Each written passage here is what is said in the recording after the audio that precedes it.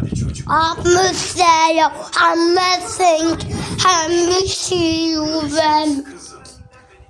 Hey sen, ben sana borç vereceğim. Sana kay.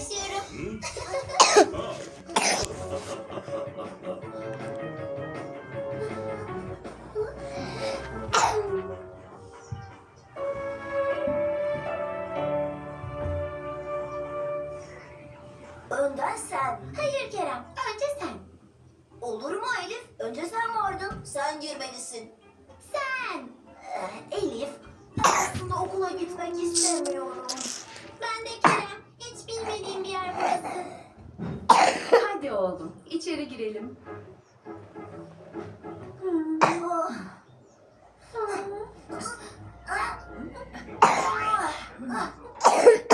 Anneciğim, ben bugün okula gitmeyi pek istemiyorum aslında.